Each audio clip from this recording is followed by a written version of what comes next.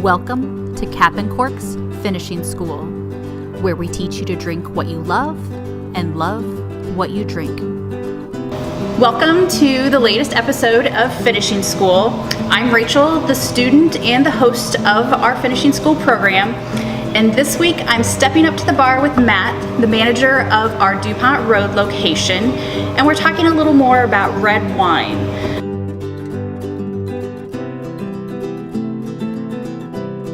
How is red wine typically defined when you're looking at the different wine varieties? Well, you could be looking for sweet or dry, looking for lighter to full body. Typically a cab is going to be on the bigger, drier side. Okay. Pinot Noir would be a lighter dry style. Where would you recommend somebody that's just starting to try different wines and learn about wines, where would you recommend they start in the red wine? If they decide they want to try a red wine, where in that category should they start? Generally, California would be a good start. It could be a little more fruit forward. Possibly a blend or a Merlot, something that's not too dry to kind of. It's a little more a neutral, but it's something that they can easily approach, and some tastes that they might be familiar with, but then starting to branch them out to learning some different flavor palettes and that type of thing. Absolutely. Okay, cool. So when somebody comes to taste wine for the first time or goes to a winery or whatever it may be, maybe they want to host a wine tasting at their house. What kind of tips can you give us to share with them on stemware? You know, we just have basic wine glasses today.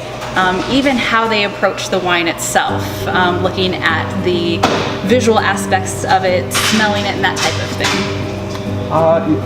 As far as with glasses, if they're looking for more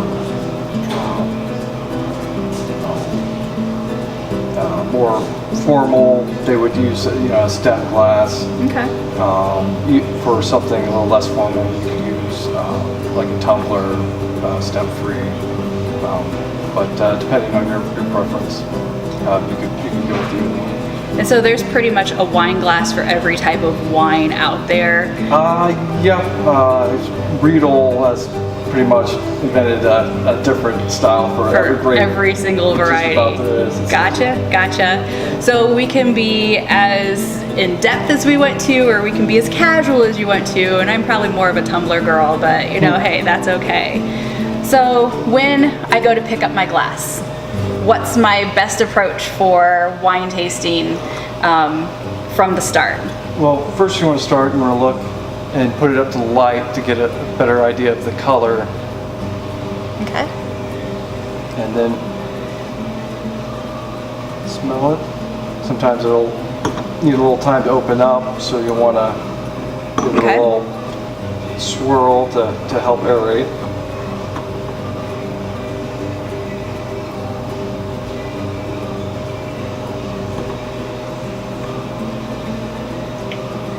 You want to kind of roll it around on your tongue a little bit. Another way to help get the aroma is retronasal, where whether you have a little bit in your mouth, you can breathe in and blow out your nose, or when you're swallowing, you can breathe in and blow out, and that'll give you. It'll give you different flavors or open up different flavors and scents in the. Okay. Especially if you're stuffed up, it might be an easier way of picking up those aromas. Now, let's say both you and I obviously are tasting this wine.